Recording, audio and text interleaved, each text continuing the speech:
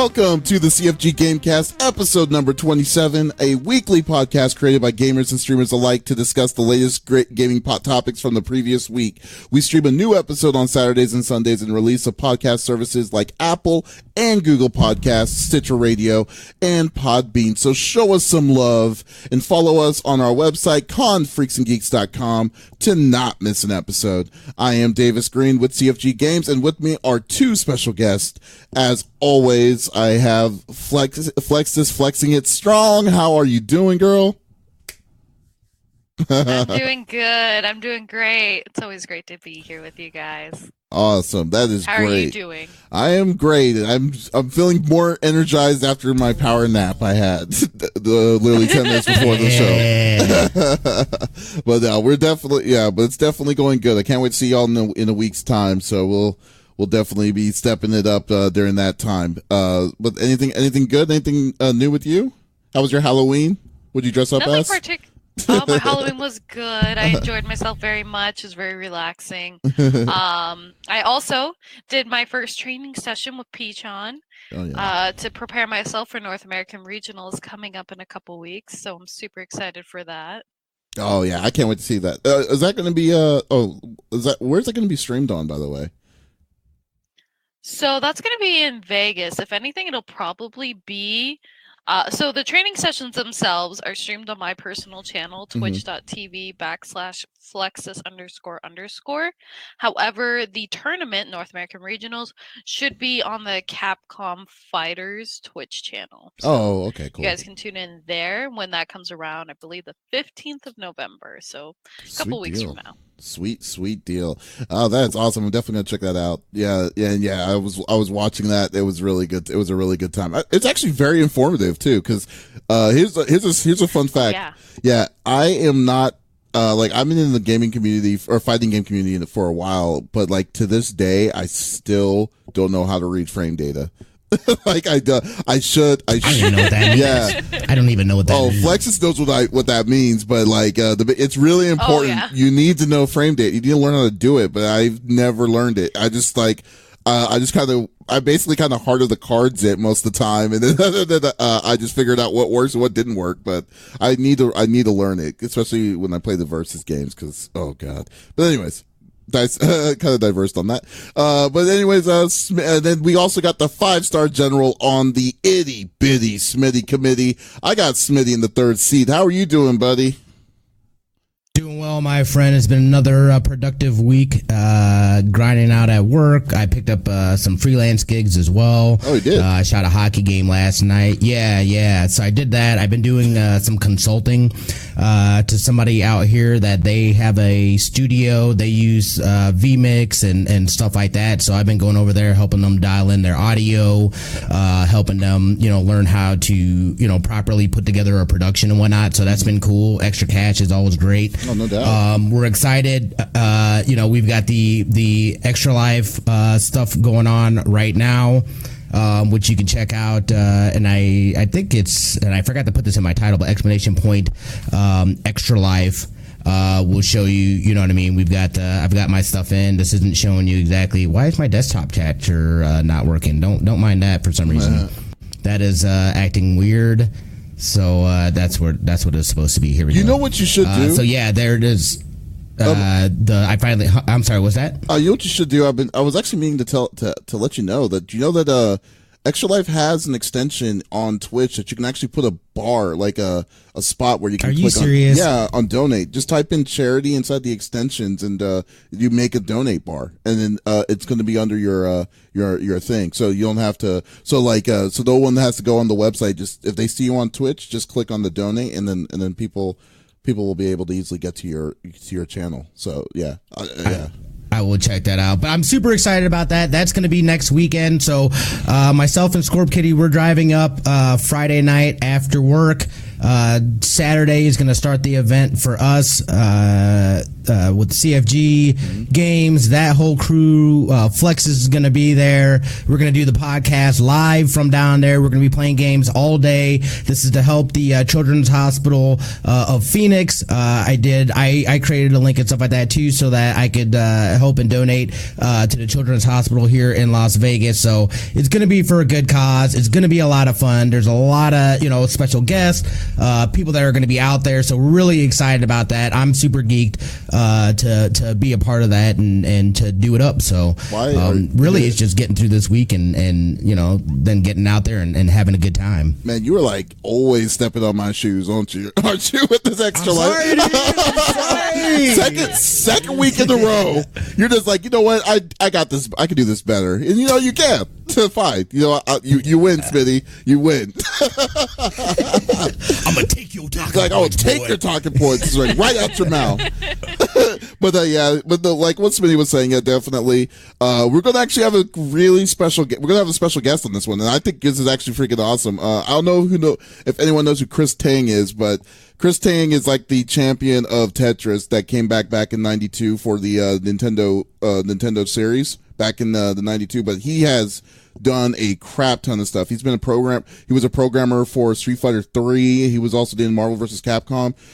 He also did, but he's a big Tetris fan. And then the big thing is that he's also he's going to be our special guest for that. So definitely stay tuned on that. Next week, we're going to be doing it for Extra Life. And to answer Savage Dope Panda's question, what is Extra Life? It is an awesome charity that allows streamers like Flexiss, me, and Smitty to give back by doing by streaming for on behalf of the children's hospitals that any children's hospital within the Children's Miracle Network. So if you follow one of us or any of us, there's going to be a link there where you can get into it, and then you'll see more about it. But yeah, on next Saturday we're going to be doing a 24-hour stream on CFG Games to try to do it. Our goal is $3,000. We are starting, and we're going to be way ahead of this. So definitely do it. Definitely check it out, and any little bit helps. So thank you, and thank you for the people who've already done it too. So, anyways, let's get back to business. So we'll do it. Let's get it going. So so each of us will picks a new topic of discussion within video games from the previous week. The topic would or could be about a specific game or something that happened in the gaming industry. We don't want to just talk about it ourselves. We want you, the listeners or the viewers, to be a part of the conversation. So if you have something, if you're watching us on Twitch, Smitty will go inside the chat. We'll see what y'all think about our topics. If it's something cool, we will definitely put it in our conversation and in the podcast. So definitely, we encourage anyone who wants to be a part of it to just show their opinions. So let's get this started, and we will go with Flexiss. We'll start with you. All right, so I want to talk about not a specific gaming title, but about where we get these games from. I'm talking about video game digital distribution service platforms, specifically Steam and Epic Games Store. Mm-hmm. Both these platforms received fairly significant and noticeable updates, which included details like more advanced features, better graphic user interfaces, and more customization. So what exactly did they get?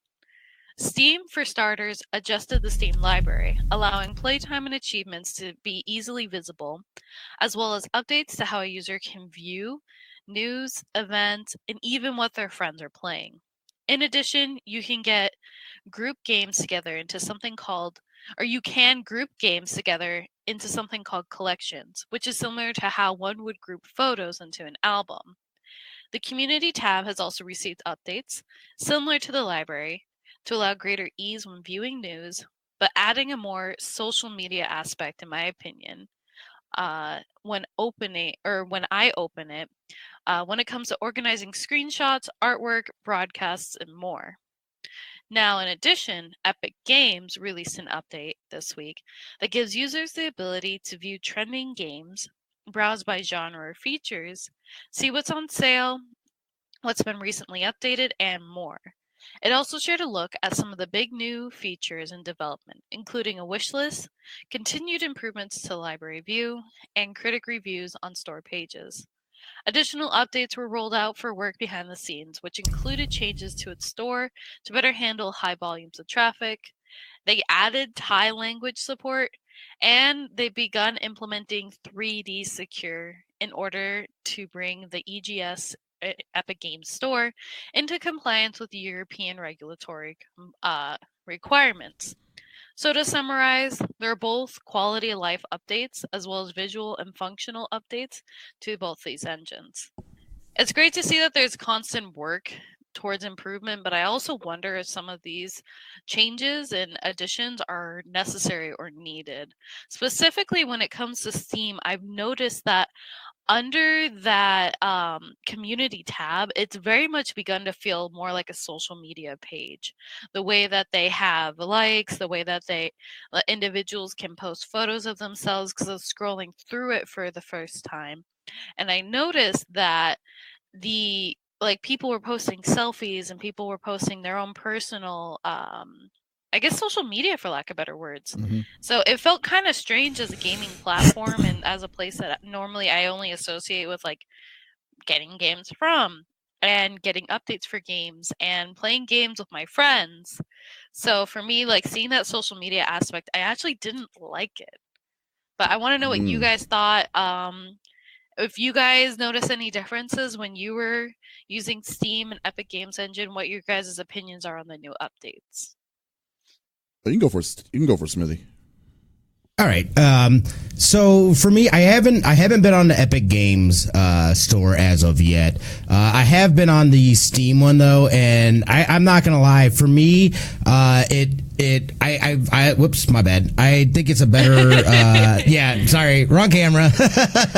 I think it's I enjoy the new layout. I enjoy being able to see the games. I'm a visual person though, so it really appeals to me being able to see those icons. I know some people in chat earlier were talking about it increasing load times and stuff like that because now they have to load the icons and whatnot. But again, I'm very much a visual person, so I want to be able to see. I don't want to just see text. I want to be able to, I totally forgot about this game. This looks totally cool. Let me go check it out. As far as the social aspects of it, I feel like a lot of platforms are kind of going in that route. Again, we know the power of social media, what's going on with that and whatnot. So I feel like a lot of sites and a lot of places are trying to integrate that social aspect into their platforms and whatnot, so people can more easily communicate. They don't have to use outside sources or messenger systems. They can use it directly, natively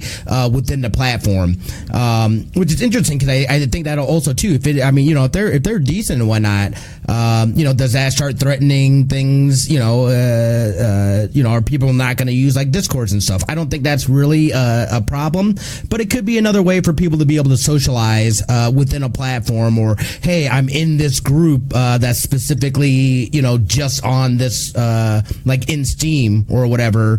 So we have a group chat within there that we talk and coordinate and things like that. So I can see the benefits of it. It doesn't bother me. It doesn't feel, at least to me, that doesn't seem like any kind of stretch. As far as what the platform's doing and changes and new things that they're bringing to the table, it seems it makes sense to me, especially those that aren't like on a Discord or something like that, right. For at least people to be able to communicate and organize things together within that.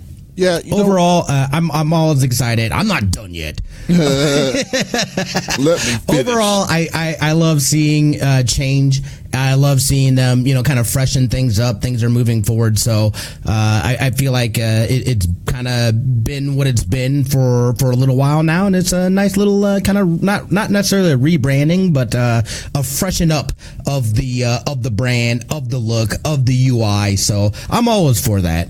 It's actually kind of funny to me. And then, before I go with this, but Irma God actually does bring a pretty good point on this, because she says, I think I might actually make me more inclined to play my backlog because I have visual associated it rather than just the title. And I totally agree. I mean, now, because when I I am not really a big Steam fan personally. I've never really have been. The only reason why I have Steam was because of one game, and then like my library is probably atrociously small. But the big thing is with Steam to do this. I kind of want to raise another point with this. It was that, do you really think Steam felt like they needed to do this upgrade because they're wanting to compete with Epic? Like, because theoretically, I mean, prior to this change, when was the last time they've done a big upgrade like this? Exactly. So like, I mean, like, it's been quite a long time. Like, I think it caught a lot of people off guard. Oh, big time. And I think with Epic, I mean, I've always thought that having the best kind of competition, if you have competition within the same realm as you, is what's going to make you better. And it's what's going to make the people who care about this kind of thing better too, because it's just like, oh, this guy's doing this, so we got to step our game up. It's a healthy level of competition. And even though I know the views with Epic Game Store, what they're doing with PC proprietary and stuff is a very mixed bag right now.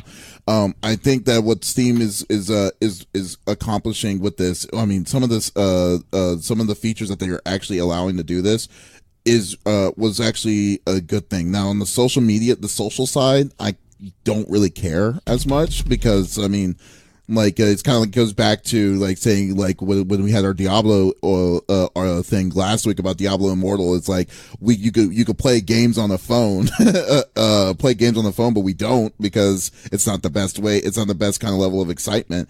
I think the adding social media is just like a bell and whistle that I don't know if it's going to be utilized as well as what they're wanting it to be utilized for. But I think the better thing, in my opinion, is that they're now going to show more visual of the visual of the people's libraries, because the thing that made Steam really fun and really cool, or really popular, was the nostalgia.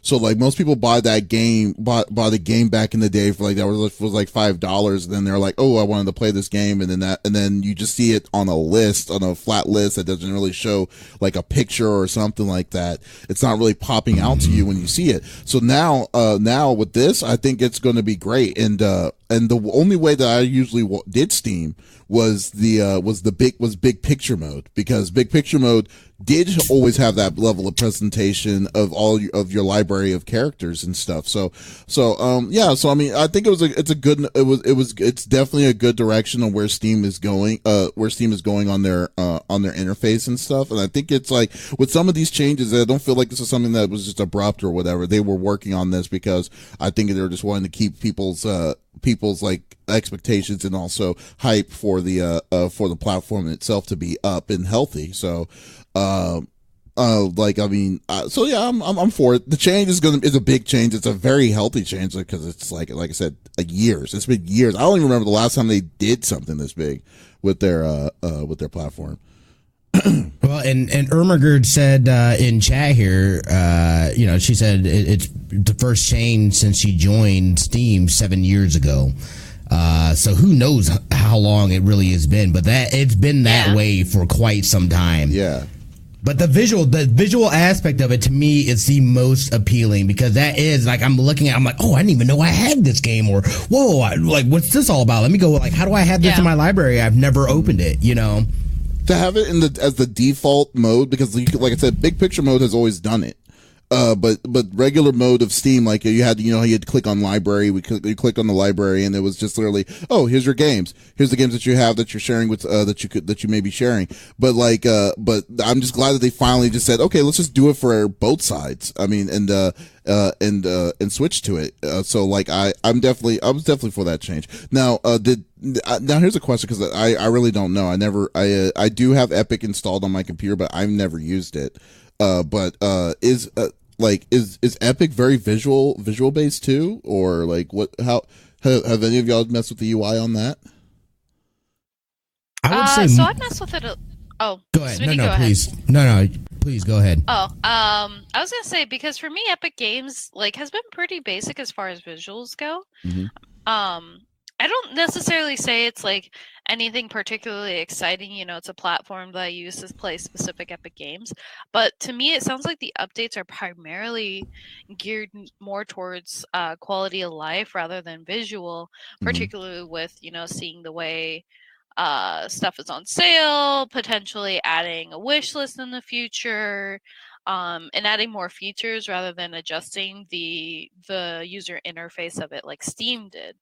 So, I haven't played around a ton with Epic. It's been a while since I've used Epic, but like I said, it sounds to me like a lot of it's quality of life stuff. Okay, I see. Okay, that's I'm trying to bring it up right quick, but I had an update. To at least get a visual, because it's been a while. I think it is more visual, and it has more of a layout that's like that has the pictures and stuff like that. But again, I hardly, you know, it's like I have games that run through the Epic Games launcher, but I the only time I really go in is when they have their free games, and I'm like, let me go ahead and download to the library of games I'm never gonna ever play. But I still do it. Everyone likes free. Everyone likes free 99, and I mean that's exactly. So there's no shame in that. I've always looked at it. I mean, a lot of people aren't for some. Oh yeah, but the biggest issue, yes, but no, I mean, if I was more into tune with Steam, I really just, I don't know what it is with me and just those kind of groups, like I hate Steam. I'm not a big fan of Steam. I don't care about Epic. I really don't care about Origin. Oh, Origin is on my, anyways. And then you also have Ubisoft's one with Uplay and stuff. It's like there's just so many of these. There's so many of these. It's like, and then it's so annoying. It's so annoying that it's like, okay, everyone's splitting off and they're doing their own thing, but at the same time it's like the granddaddy of them all is Steam. It's like and like recently, did you see the announcement with EA? EA games are now moving to is coming back to the Steam libraries. So that means you don't have to use Origin anymore. Really? Yeah, so you don't have to use Origin anymore and that'll get be rid of that nonsense. Yeah, Origin was a piece of garbage. Even the even the EA Play, you're able to do it through Steam. So if anyone cared about that, but but no, I think like if they're gonna show this kind of level of implementation, I just hate gaming implementation. That it's just fun. I mean, it's just fun. It's really cool. So, but yeah, so definitely.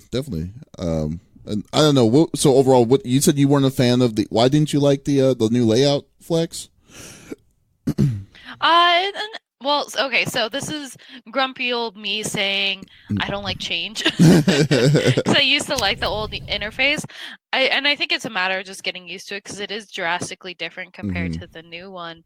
But it was more so there was a section under community, and I guess I can't hate on it because it's not like it harms anything, but at the same time, I don't know if it was necessary to add. As we're seeing right now, we're seeing the is that Steam or is that Epic Store? Oh, okay, this is Epic. That's Epic Games, yeah. So right now we're seeing Epic Games Store. Now I want to say that the Steam has actually a somewhat similar look to it when you open the Steam page. What about your library? Smitty can get his Steam open. Yeah. There we go. But I would say, like I said, library. Yeah, if you see it, it's kind of similar, which is funny. Oh yeah, that's not a coincidence at all. Yeah. That's not a coincidence at all. Yeah, I was gonna say the community tab is the one that, if you can hit community up there, Smitty. That's the one that I'm not as into because you can see like, okay, there's articles and recent news updates about games and stuff like that. But as you're starting to go through screenshots, artwork, broadcasts, videos, it turns more into a social media page. And you're seeing like, okay, cool.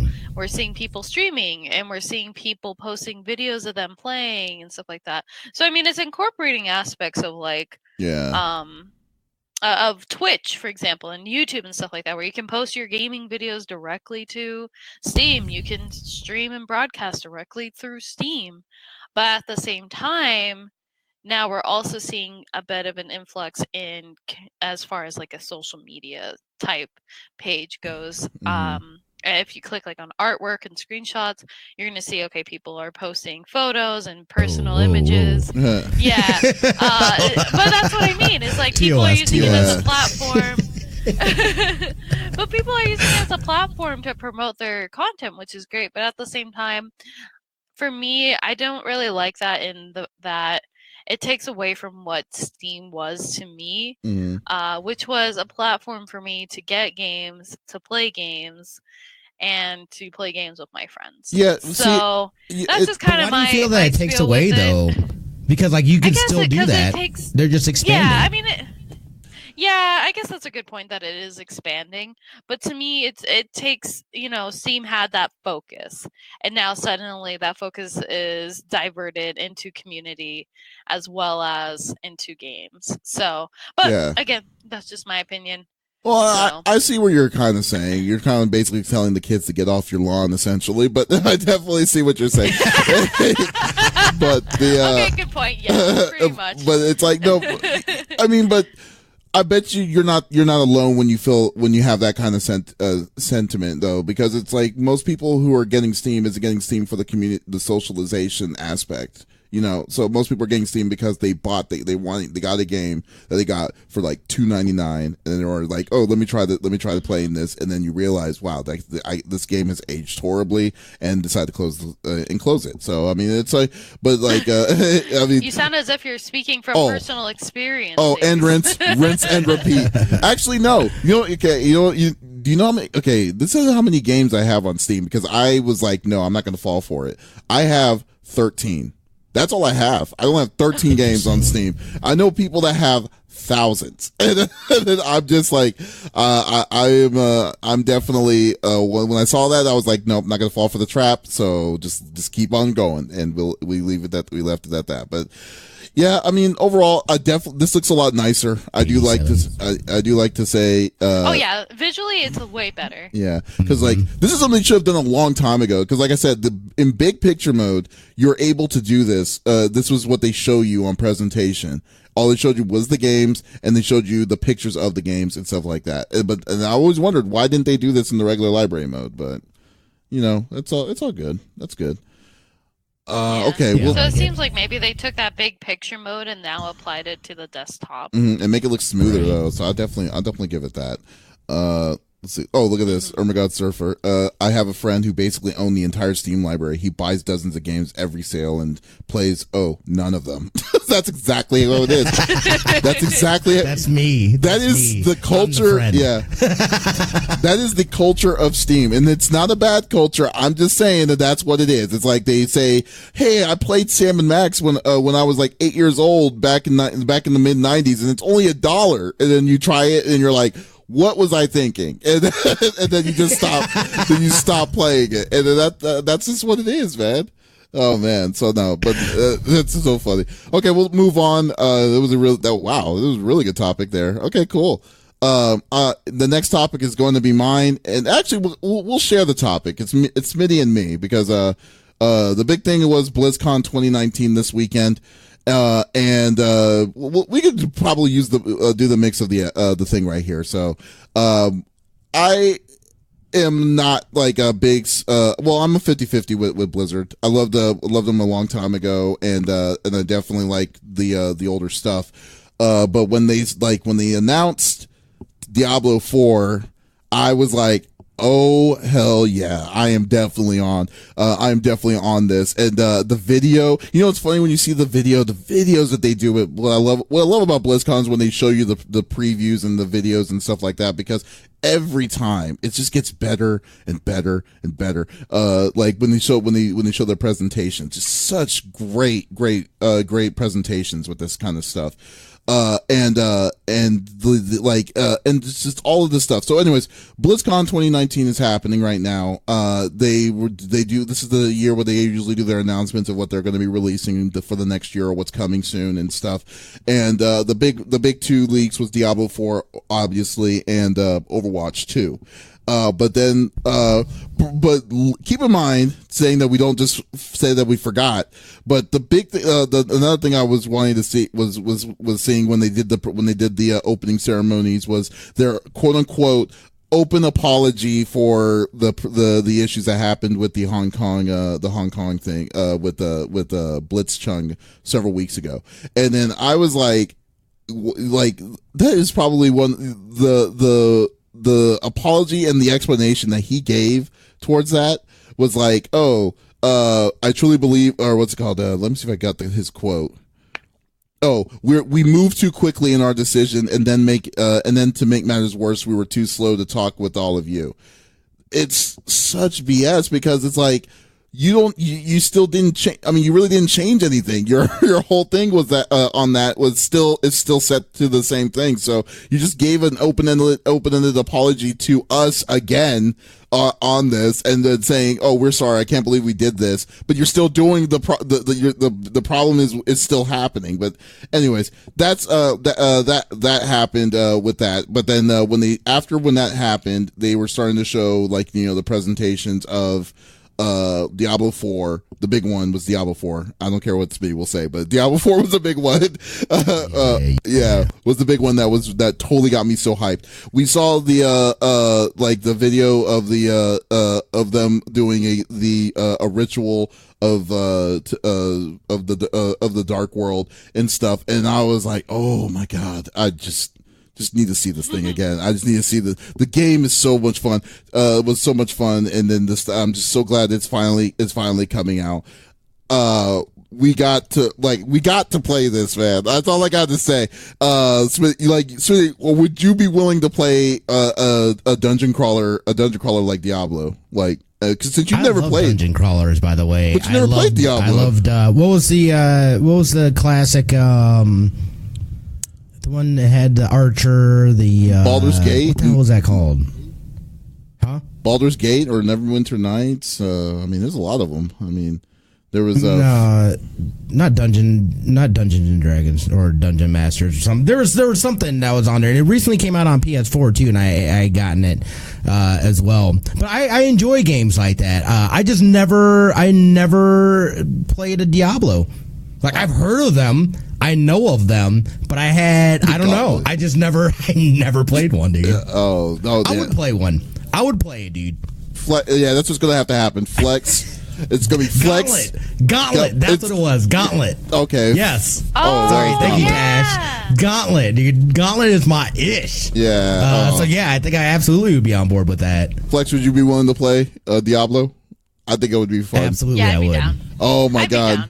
Oh god, I would like with Diablo, the dungeon crawling, the difficulty, all that stuff was cool. Diablo 3 was not as good as Diablo 2 in my opinion, but still the fact that we were waiting for this as a community for 7 years? I think it was 7 years for them to decide to make an announcement. We got the stupid tease last year with the garbage of Diablo Immortal, in which, by the way, it's still not out yet. They said it's coming out in 2019. You got 2 months, and then you still don't even have the big ending closure that you did for last year's thing not out yet. So what does that say about you? So I don't know. It's it's going to be incredibly hyped. I'm definitely wanting to see what they're going to do. Some things I'm more concerned about was the biggest. They haven't really shown us the most more in depth of the world yet. So I'm looking forward to seeing more of explanations. If we get more stuff, I'm definitely going to be on top of it, and hopefully. Smitty, if this thing is on Stadia, you know it's gonna be it's gonna go down. Yeah, it's gonna go down. Yeah, just want to let you know, it's Stadia's gonna have to go crazy. But yes, this is the highly anticipated game that I've been wanting to get from Blizzard forever. So that was the biggest one in my opinion. I'm glad that they also did some smaller announcements Warcraft 3, the remaster, which looks really good as well. Yeah, so they're doing Warcraft 3, the RTS remaster of that game.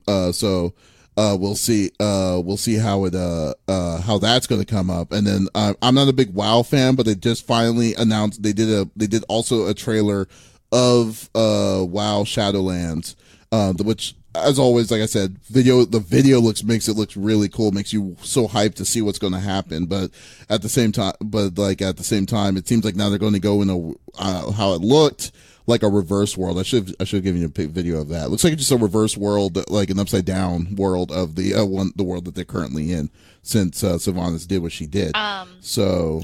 I want to make a comment real quick. Yes. Particularly about a point you made way earlier regarding the apology that Blizzard put out. Mm-hmm. It sounds to me like, first off, it sounds like they're sorry they got caught. They're not sorry for what they did. Yeah.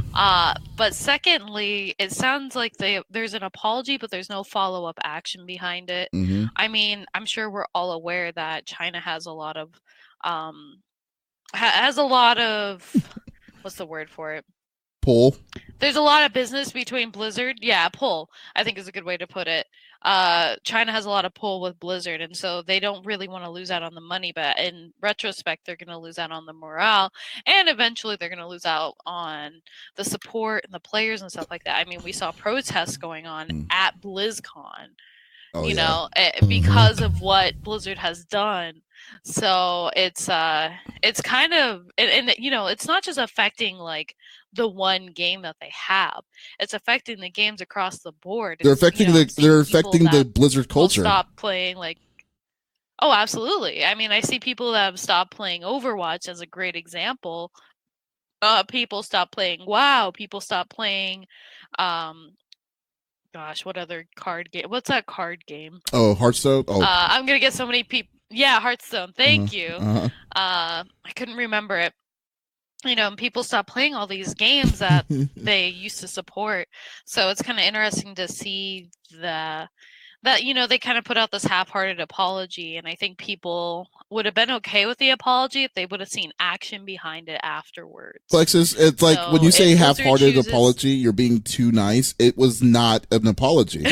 Because it wasn't. It was basically it was saving face. That's what they were trying to do, and then at the same time they were trying to have their cake and eat it too with all that nonsense. And it's BS. So like you were saying about now the thing is that this is going to look like now, or this is what it is right now. It's not even looking like, is that Blizzard is bowing down to the money and is basically taking the hit off of the culture. Off of their culture is what it comes down to, and what sucks is that they're in a very precarious position that they put themselves in, that they're going to they can't have both anymore. Now they're going to have to show by their actions of like what is going to change of through that apology, and then at the same time is go by their standards.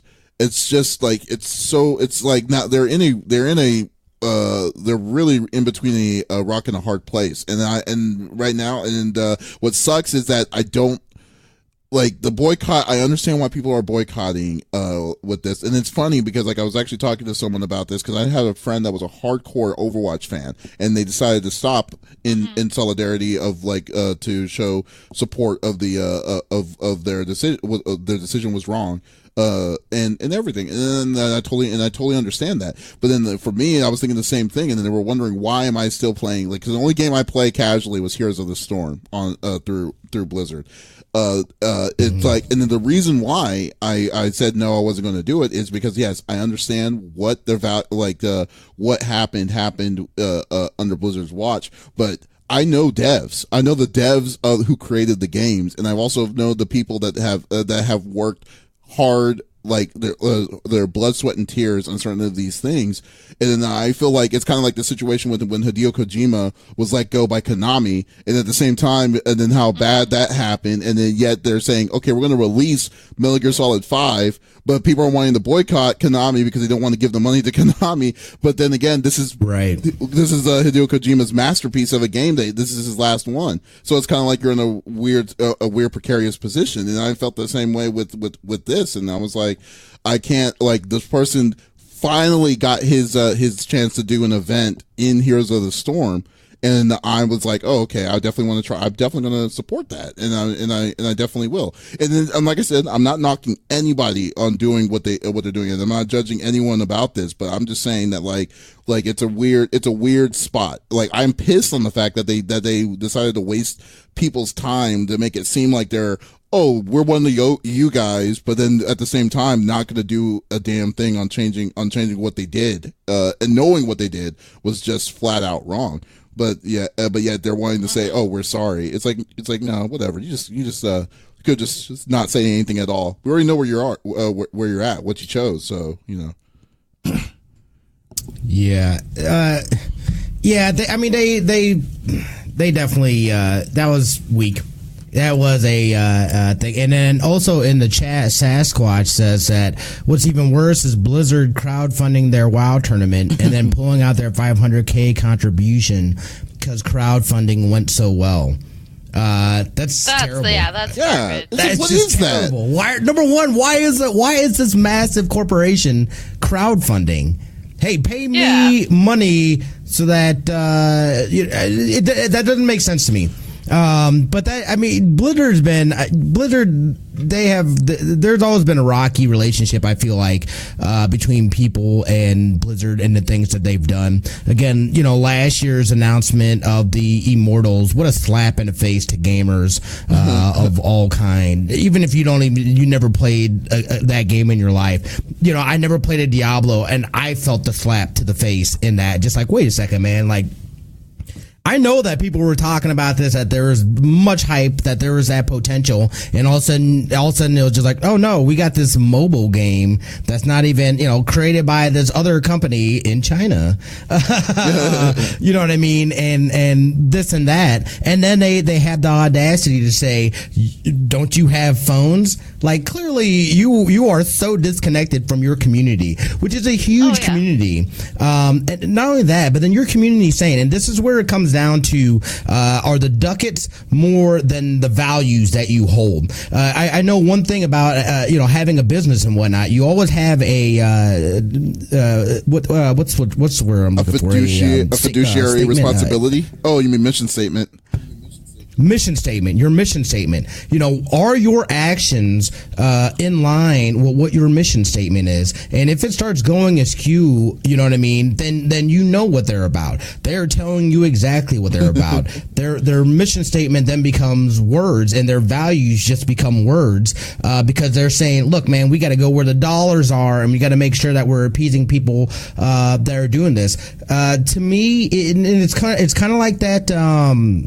Like Twitter announcing we're not going to run any political ads at all. What a huge move to make just after Facebook coming off of sorry, I'm going on a little bit of a tangent, but just after Facebook saying, no, we're going to run this and that, oh, we're not going to check for fake things or this or that. Twitter makes the hard stance of we're just not going to run political ads.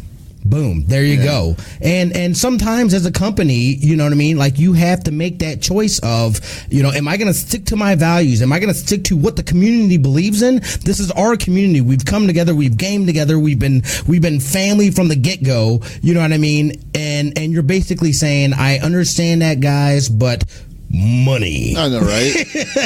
Yeah. That's the sense of no. You totally hit the nail on the head. They are assassinating their own character by the actions that they're choosing. Oh no, they definitely did. They definitely did. I'm really glad you circled around on back on this, but it's like.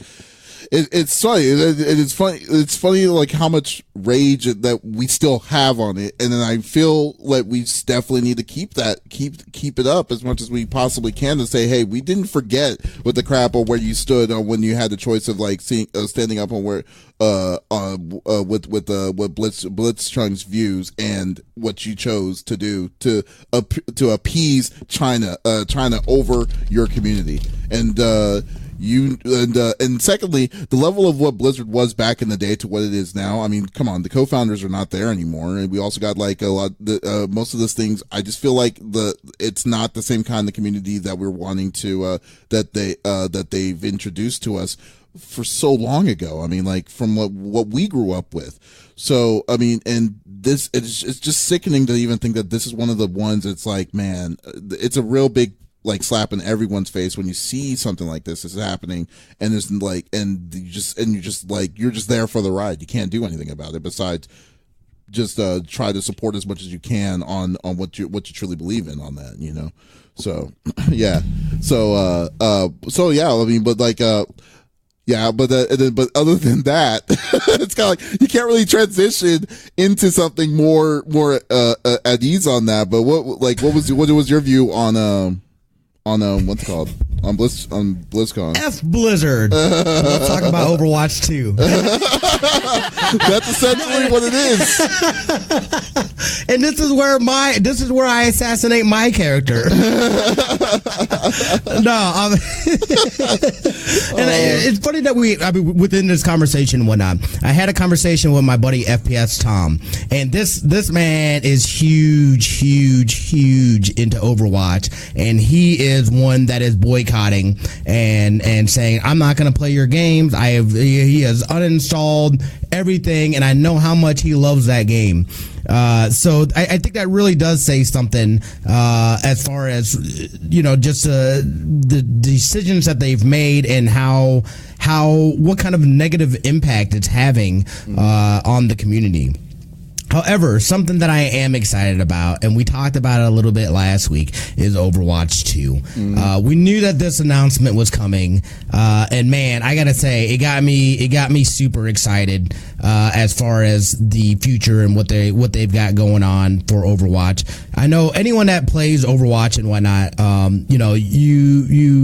there's always that you want more lore. I want more lore. I want to know. They teased us with short stories, short films, this and that, and I can't get enough of this game and this world. Like everything about it, I just love it. I never realized going into it how much I was going to end up loving this game and the characters and everything it brings. And real quick, I know Donk hates this game, but one day he's going to give it a shot and it's going to be fantastic. But it's just fun. It's a fun game to play with your friends. They've got the competitive scene and whatnot, but they've announced it. They've announced Overwatch 2. We've gotten some videos, some details. We know there's new maps, there's new characters coming, the same PvP, and then it's going to be an actual, mainly focus on the PvE aspects of it. There's some things that I saw within this trailer. I saw a lot of robots, a lot of the null sectors. I said, at least in my opinion, in order for this to be successful, there needs to be some character to the bad guys, number one. We've already connected with the heroes, right? I need more out of the bad guys and the villains. I need to care about them too, as much as I care about the good guys. You know what I'm saying? And see what their story is and why they're doing the things. Because nobody's the bad guy in their own story, right? Everybody's the good guy. Right. So I want to know what I'd like a little more on what their story is and why they believe that they're just and the heroes of Overwatch are in the wrong. So I'm excited about that. A couple of heroes they talked about a new mode. This is the I think they said this is called Rage or not Rage, but I forgot what they called it. Something I can't remember. But it's basically kind of like a tug of war type of deal. I believe that this is what that is. I could be lying and making things up. Anyway, I'm excited about the potential and what they can do with this story. The things that I have questions about, though, is what does that do to normal Overwatch? If they have the same PvP in Overwatch 2, what does that do to the other one? Does it just that goes free to play and basically dies, right? I would think if they have the same thing in all those elements and stuff. And not only that, but they're also porting over all your skins, all your cosmetics will be ported over into Overwatch 2. Here's where people are pushing back, however, because people are saying, and I kind of agree with this, that this is just basically a DLC at full price. You're just basically paying for a new DLC where they're adding in the PvE. I've seen some people talk about the fact that they needed to do upgrades to the engine in order to properly do the PvE. But again, I've done limited research. This is, we're just getting into this now. So we're going to learn more about this. I kind of want to know what everybody's thoughts were. I am super excited about that. I have been wanting to PvE for a long time. I wish they would make a film or like a legit like a movie or short film within this world. So maybe this will help expand on that. We're going to get some new cities, new maps, new game modes, new heroes, but it's going to be your same old Overwatch, is my understanding. Does now the Overwatch League port over to Overwatch 2, and that's where they do stuff from? Do they stay on the classic just Overwatch? I don't know. Those are questions and things that we'll have to wait and see how this plays out exactly. Okay. First off, okay, for the people who are really kind of saying that this is a glorified like expansion, I mean, yeah, it is, but come on, I mean, like, dude, it's been what, 3 years? It's been 3 years, right? When the Overwatch, or 3 or 4 years. I don't know when the Overwatch came out. Been 3 or 4 years. Yeah, probably closer to 4 years. Yeah. Okay, so my logic is this: like, okay, so you already got the microtransactions that you get that you got from Overwatch. Is what's keeping that was what really was keeping that really showed the level of support that people had in it. You're keeping all of that. All right, you're keeping all of that, and then not only that, they're also introducing multiple modes that they never did on the first one to a level of like, and then they're also pushing an extent. It's hard to say how extensive they are going in their story, but we already know the lore of Overwatch is pretty big in itself for a arena based game. So it's going, and then Blizzard is very strong on their on their story bases and stuff. So they're not going to half-ass it. So to say that they're saying this is a glorified, just a glorified DLC, I think I would kind of say it's a little insulting in my opinion. I would kind of say that this is going to be a full-fledged game. This is what I'm expecting this to be. If anything, if they said that this was going to be a that they're just adding a PvE mode and basically doing an EA, like saying, oh, we're going to add PvE and then just half-ass that, then yeah. But come on, dude, I don't think that it's going to be like that. It looks like it's going to be meaty. And then to be honest with you, when I saw what they were, the little bit that they gave us, and this is not, besides the PR stuff they're going to probably send us, I'm going to say that this is like a full-fledged game. This is going to be a big game, and it makes me want to play it. Play it because when they said they're adding the PvE, and then they're going to be more extensive on the story and give the bad guys more of a piece to the lore. Because I didn't really care. I really didn't care about any of this besides just killing. And then the first one, I will see it's making me interested. It has truly made me interested in wanting me to play this more seriously, especially with friends and stuff. I mean, I'm sorry, what were you gonna say? Oh, okay. So I'm a diehard Overwatch fan. I have been pretty much since it came out. But I will say, like, I'm excited for it just because, I want more. I always want more Overwatch as far as, like, give me more lore, give me more characters, give me more modes to play on, give me something different that still allows me to play Overwatch. But at the same time, it's hard, and I like, there are definitely good aspects, the fact that your skins carry over, the fact that a lot of your progress from the Overwatch 1 carries over. That's great, but at the same time, it's like, are we getting a completely new game that's worth an entirely new, like, are we getting a completely new game, or are we getting something that's the equivalent of a DLC, or something that's the equivalent of an expansion off of the initial game? Because how different is it truly? But in retrospect, and play devil's advocate to that opinion, look at all the games that have similar gameplay style, but just different story. I mean, look at any RPG that has a consistent, like Fallout, for example. Fallout has same gameplay, same, I shouldn't say same story, but same setting, not necessarily same characters, but it's still the same game, just different, like, story. And that's kind of what Overwatch is doing. It's the same type of game, but it's a different story, it's different characters, different game modes and stuff like that. So I can understand why they're creating a totally separate game rather than just tacking it onto the first Overwatch. Let me also put a little bit of a devil advocate on that though too, because okay, here's a good prime example of that: Monster Hunter. Monster Hunter World came out last year. The original one came out last year, and then they decided to say we're going to make an expansion. And that expansion, the game wasn't even was a little bit over a year old when they decided to say we're making Iceborne. Iceborne's $50, or it's a full 50. It's a $50 expansion. And they didn't add, the only thing they didn't add, all they added was monsters and the area and an area and a stage like that. It took them less than a year. Or a little bit over a year for them to make that decision. Overwatch has been around for 3 years, and then on top of that, gave you free DLC, gave you free expansion updates and stuff like that.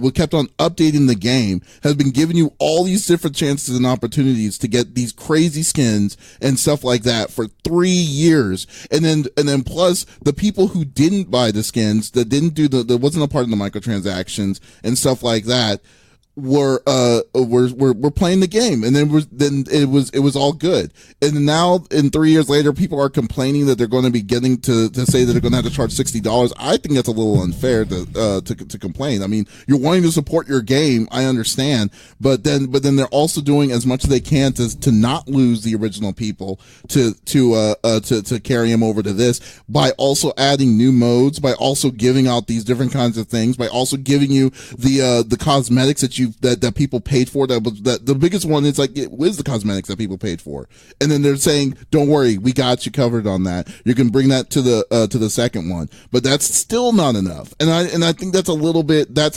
spoiled to think that way. It's like, dude, these people, this is a company. These people are trying to get money, are also needing to get money to survive, and also they need the gamer's support.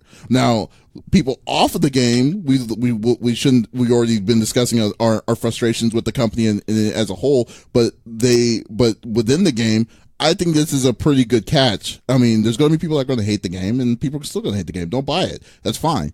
But like, just don't complain. I mean, don't be like, oh, I can't believe they're worried about, like, oh, is this going to be the same kind of game? Is this going to be the same kind of deal? It's like, no, it's not. It's like has Blizzard really? But I mean, Blizzard has made disappointments, but they definitely take care of their IPs, and especially this one. So I think it's a little unfair to be arguing on it. Now, if they said 6 months later when Overwatch 2 came out and say, oh, we're adding PvE, $60, basically pulled EA, then yeah, I'll be on that fence. But no, not this time. I agree with that, dude. Like, that's what I'm saying. It's like, I mean, all the upgrades and the constant updates, you know what I mean, what they've done with Overwatch, it has been 3-4 years. I haven't paid a penny, other than the original price for things. I've never felt like I've been locked away from being able to get a skin. If I wanted to get a skin, I don't mind this. I don't mind it. Yeah, I can see it. I mean, I don't know. Do you call it an expansion? I won't call it an expansion. That's what they did with... I guess it depends on how much content they deliver. I wouldn't, yeah, exactly. It depends. I mean, they call, look at Destiny 2's year one expansion. I thought that was trash. Yeah. That was base game stuff as far as with that. That shouldn't have even been called an expansion. That should have came with the base game. Yeah. So, I mean, again, it's all about what value you get from it, especially when you start playing it. And then I think that's where you'll be able to tell really if it feels like, this feels like a brand new game, as opposed to, man, this feels like an expansion, or this should have just, why wouldn't it just originally introduced into the game or just worked in a free update? I don't though have an issue throwing the ducats at this. I haven't gotten the feeling or anything like I'm being ripped off. Like, they've constantly been doing stuff for us, as far as within the Overwatch world, giving us lore, this and that. So the fact, it's really exciting for me, because now they're going to have the opportunity to really build out that lore and what that side of things look like, and that truly is what's exciting for me. I will throw the money for that. I mean, and again, I was going to say real quick, Sorry, Davies. No, it's okay. This is day 0. This is day 0 of it being officially announced. To be people complaining about this stuff is way too early right now. Now, if it was like 6 months later down the line and it's gone into veered to say that it's an expansion, then I will be like, okay, then I see you have water to have something to complain about. But we are not even there yet, and people are already complaining about like, oh, I can't believe they're making it 2. It's like, man, like, whatever, dude. It's like, so y'all just need to, like, to people who are already automatically doing that, y'all just need to calm down and wait and see what they have coming in the deal. There's new modes are coming in. We don't know the levels of how strong their PvE is going to be. So when they start explaining more of it, then make the decision of like, see if this is going to be an expansion or not. But yeah, so I'm sorry. That's all I was going to say. What were you going to say, Flex? Oh, I was actually going to say the exact same thing. This is day 0. We don't know what else they're going to put out yet. We don't know what kind of updates they're going to have on the progression of the game itself. So we take things at face value, sure, but we can only speculate so much. Mm-hmm. So, and I know Retro in chat mentioned the same thing, that, a game tease now isn't always what comes out. So. Oh, exactly. That is so true. Yeah. So, and then, and I'm going to ask, cause I got someone from CFG at BlizzCon right now that, they're going to, because they're going to get, I'm pretty sure they're going to go check out Overwatch 2. So I'm going to ask, because, they do have demos there, on the mode to see what he thinks of it. And then, but other than that, yeah, just let it breathe, guys. That's all I will say. I think for me, like, I'm not a big Overwatch fan either. And I mean, I'm just like, okay, cool. This was a cool thing for me for a good month. I'm not even a 1-star in that game. I'm like only like level 60 something in that game. And that's it. I think that this is going to be, if it's going to be PvE, it's going to have story. If it's going to do co-op like they're going to do with all these different kinds of modes, then heck yeah, sign me up. I want to play. I want to check that sucker out, especially play with y'all. I mean, that's like, that would be a very fun experience in my eyes. So, and then when you think about like Overwatch 1, well, how many modes are in Overwatch 1 like that are permanently there? Like, how many modes are there? No, I'm legitimately asking, like, how many modes are in Overwatch 1? Because I know there's always modes, like. So, the way that Overwatch 1 goes, you have your quick play, and then they created quick play, the new version of it, slightly differently, where you have role queue. You have your competitive, and then they added in the old quick play where you just, team up with random people and then pick in the actual match itself, so you're not designated to a specific type of role. But they have something, I believe it's every week. They change out. It's either every day or every week. They change out what games are under the arcade tab, meaning, you have all these different arcade games. So you have sometimes ones that are from Holiday, sometimes are like, Low Gravity, or maybe Versus, or maybe 3v3 and so forth. So that's interchanging constantly. Oh, okay. So like, did they announce a release date for this? No, not yet. They did not. Oh, okay. No, okay. Jeff Kaplan said, "I have no idea when this is going to be released." Okay, yeah. I'm going to give it at the max within the next 2. It could be late next year or early the year 2021, or early the year after. Yeah, I can see that. Like dude. 2022. Yeah, so like even when it's said and done, when the game is when the game is released, it's going to be like 4 or 5 years later. So it's kind of funny because it's kind of the same kind of argument that people are having about the new upcoming Pokemon game, that they're saying like, I can't believe you're not able to transport your old Pokemon to the new one. And then it's like, so why are you buying the new game if that's what you're wanting out of all of that? It's like, why you want you want something different, you want some sort of levels of change, and then this is what they're going to give you. So I don't know. I'm sorry. It rubs me the wrong way when people complain about things like that. It's just it's just me on that. I'm assuming, but we'll see. I feel that, dude. Well, overall, Smitty, how hyped are you for it, or for the announcement? I'm super hyped for it. I want more lore. I want more story. I want to be able to co-op in a different way with my friends within that universe. I can't wait for it. Oh yeah, that's definitely gonna be real. And I'm the same way with Smitty there. Yeah, so yeah, definitely. We'll definitely run on that if that's the case. I know you already got a big Overwatch community. So, all right, so that is the end of the show. So that's great. Thank you everyone for watching and listening to episode number 27 of CFG Gamecast. We'll definitely be back next week on a special Extra Life stream on this. We're going to do it with all three of us actually at a place together in the same time. So for charity. So definitely check out my channel CFG Games for that. And we're gonna have a lot of different kinds of things. We're also gonna be doing giveaways and stuff like that for anyone who's donating for this awesome cause. So definitely check us up, swing by. We're going to be doing the podcast, I believe, around 6 or 7. Don't quote me on that yet, but depending on what happens, but it's going to be in the evening time. So, but we'll publish and let y'all all know. Flexiss, what are you up to this week? So I'm going to LA this coming up weekend, but next week I'll be back into the streaming. You guys will get another taste of my training sessions as I prep for North American regionals. And then of course a little bit of Street Fighter mixed in. And then of course prepping for amazing Extra Life that I'm looking forward to doing so much. Oh yeah, I can't wait. Yeah, I'm so hyped for that. Smitty, what about you? What you got going?